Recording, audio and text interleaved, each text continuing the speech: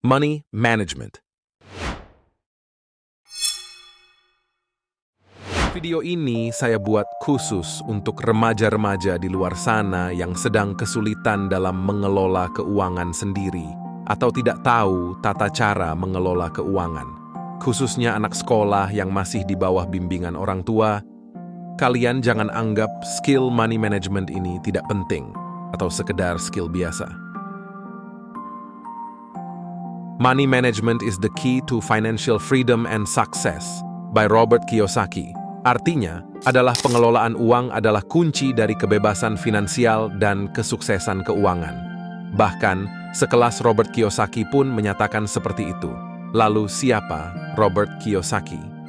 Robert Toru Kiyosaki lahir pada 8 April 1947 di Hilo, wilayah Hawaii, Amerika Serikat. Ia adalah seorang pengarang, pengusaha, sekaligus motivator finansial yang terkenal akibat bukunya yang berjudul Rich Dad, Poor Dad. Di Amerika Serikat, ia telah mencapai ketenaran sebagai seorang pakar dalam bidang pengelolaan keuangan serta investasi, dan kekayaan bersihnya mencapai $100 juta atau dalam rupiah yakni sebesar. Itu angka yang sangat fantastis. Tetapi, dengan uang sebanyak itu, Robert Kiyosaki masih saja menerapkan skill money management pada hartanya. Sebelum memasuki materi dari cara-cara manajemen keuangan, kita harus tahu terlebih dahulu definisi dari skill ini. Money management adalah kemampuan untuk mengelola uang secara efektif, termasuk pengelolaan penghasilan, pengeluaran, tabungan, dan investasi. Skill ini penting karena membantu individu untuk mencapai kestabilan keuangan, mengurangi stres keuangan, dan mencapai tujuan keuangan dalam jangka panjang. Lalu apa saja manfaat dari belajar keterampilan pengelolaan ini? Pertama, kebebasan finansial. Dengan mengelola uang dengan bijak, kalian dapat mencapai kebebasan finansial dan tidak lagi tergantung pada pekerjaan atau pemasukan rutin. Kedua, mengurangi stres. Mengelola keuangan atau money management dapat mengurangi stres keuangan dan memberikan rasa aman terhadap masa depan finansial. Ketiga, pencapaian tujuan. Dengan mengatur dan mengelola keuangan secara efektif, kalian pasti dapat mencapai berbagai tujuan di masa yang akan datang. Baik itu pernikahan, dana tabungan untuk pensiun, atau berbagai masalah keuangan lainnya. Kenapa saya sangat antusias mengajak anak-anak remaja dan anak-anak sekolah untuk menonton video ini? Karena selama saya belajar di sekolah, saya tidak pernah diajarkan soal pengelolaan keuangan ini. Padahal skill ini penting untuk diajarkan ke remaja Indonesia yang bertujuan untuk membentuk dasar yang kuat dalam kehidupan finansial yang sukses di masa depan. Mempelajari skill ini sejak dini membantu remaja untuk memahami nilai uang, membangun kebiasaan baik pada uang sendiri, dan menghindari masalah keuangan di kemudian hari. Lalu, mengapa sekolah tidak mengajarkan kita untuk mengatur keuangan? Karena pada dasarnya guru sendiri pun banyak yang belum bisa mengatur keuangan mereka sendiri. Bukan rahasia lagi bahwa para guru menggadaikan pensiunnya hanya untuk KPR rumah. Di masa tua, banyak guru yang tidak punya dana pensiun karena sudah dihabiskan untuk membangun rumahnya. Saya yakin kalian di sini pasti tidak ingin hidup seperti itu.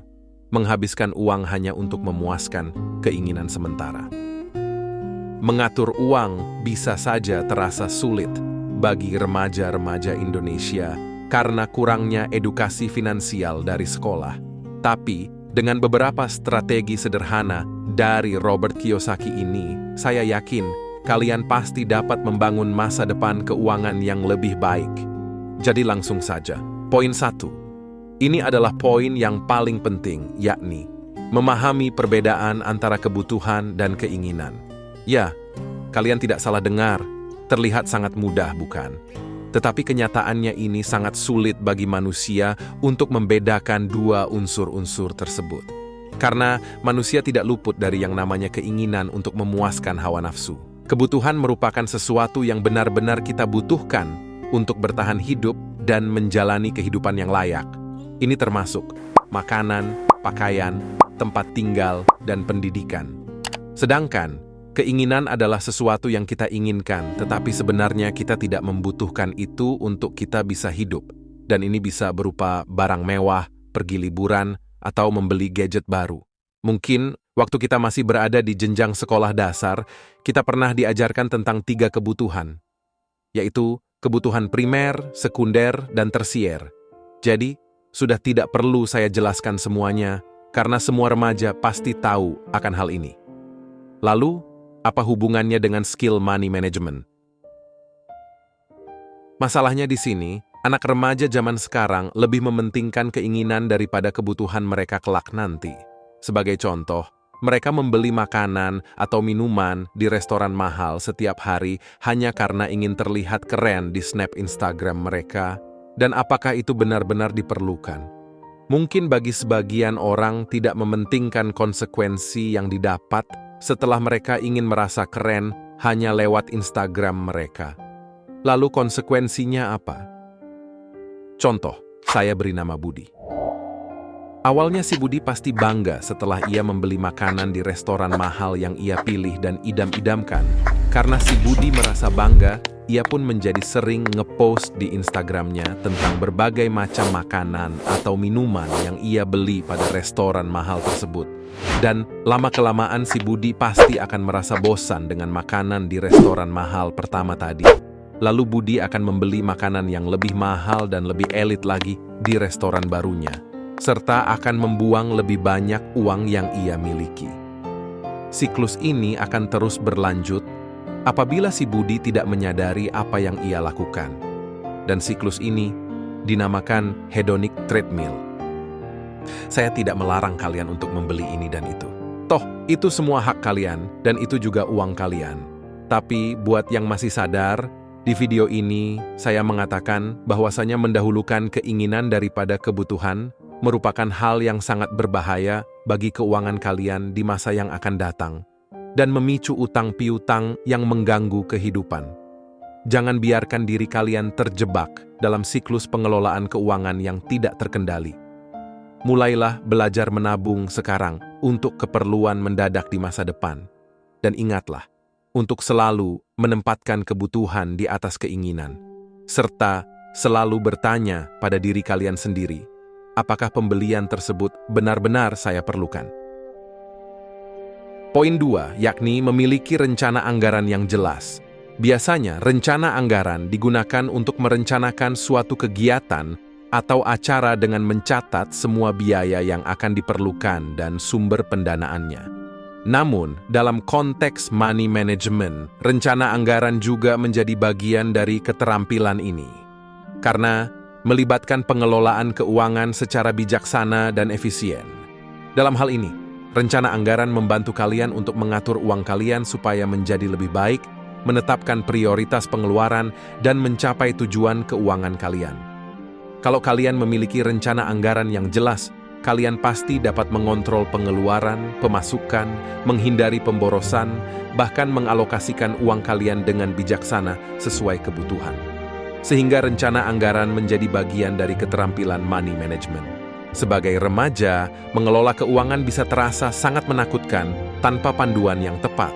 Kalau kalian tidak memiliki rencana yang jelas, kalian mungkin mengalami beberapa konsekuensi negatif. Lalu, solusi terbaik untuk masalah ini adalah: pertama, mulailah dengan mencatat semua pemasukan dan pengeluaran bulanan kalian. Lalu, tetapkan batas yang jelas untuk setiap kategori pengeluaran. Kedua, gunakan aplikasi keuangan untuk membantu kalian supaya bisa meminimalisir kemungkinan uang kalian hilang. Dengan memiliki rencana anggaran yang jelas, kalian pasti dapat menghindari pemborosan, mengalokasikan sumber keuangan kalian dengan bijak, dan merasa lebih aman secara finansial. Akibat yang kalian akan dapatkan apabila tidak memiliki rencana anggaran yang jelas: pemborosan dan pengeluaran uang yang tidak terkontrol. Tanpa rencana anggaran yang jelas, kalian pasti cenderung membelanjakan uang kalian tanpa pertimbangan yang matang. Kalian mungkin tergoda untuk membeli barang-barang yang tidak kalian butuhkan, atau menghabiskan uang secara impulsif untuk hal-hal yang tidak memberi manfaat terhadap jangka panjang. Akibatnya kalian bisa terjebak dalam siklus pemborosan. dan memiliki sedikit uang, atau bahkan tidak memiliki uang tersisa untuk tabungan. Poin 3. Belajar tentang investasi. Investasi memang sering dikaitkan dengan upaya untuk meningkatkan kekayaan seseorang. Namun, belajar investasi juga merupakan bagian dari keterampilan money management, karena memberikan peran penting dalam mengelola keuangan secara keseluruhan. Seperti di awal tadi saya menjelaskan, yaitu investasi masuk kepada definisi dari money management. Pengertian dari investasi secara mudahnya adalah cara menggunakan uang kalian untuk membuat lebih banyak uang lagi. Tetapi ini bukan tentang menjadi kaya dalam semalam. Ini tentang membuat keputusan cerdas, tentang bagaimana kalian mengatur uang kalian agar dapat memberikan manfaat jangka panjang. Lagi pula, seiring bertambahnya usia, kalian akan menyadari bahwasannya menabung saja untuk masa depan tidak cukup untuk mencapai tujuan keuangan jangka panjang. Jika kalian tidak belajar tentang instrumen investasi, kalian mungkin akan melewatkan peluang untuk memperoleh kekayaan dan kebebasan finansial di masa depan. Saran saya untuk remaja yang masih memiliki waktu luang yang banyak, gunakanlah waktu tersebut untuk mempelajari dasar-dasar investasi lewat membaca buku, menonton YouTube, ikuti kursus-kursus online, atau minta saran dari ahli keuangan yang berada di sekitar kalian. Dan apabila kalian yang menonton video ini adalah remaja yang masih di bawah tanggungan orang tua, saya harapkan kalian untuk mempelajari instrumen investasi yang memiliki resiko tinggi. Seperti halnya cryptocurrency, pelajarilah teknologi yang terbaru ini. Dan ingat, selalu gunakan mindset seorang investor di instrumen ini. Kita investasi untuk memperoleh keuntungan jangka panjang agar berguna di masa yang akan datang. Baiklah semuanya, mungkin sekian dahulu pembahasan kita yang berjudul Money Management ini. Apabila kalian menyukai video-video seperti ini, silahkan tinggalkan like dan subscribe-nya di bawah. Untuk ringkasan materi akan saya letakkan di deskripsi video ini. Terima kasih telah menonton, semoga bermanfaat. Saya Kiora dan sampai jumpa di video selanjutnya.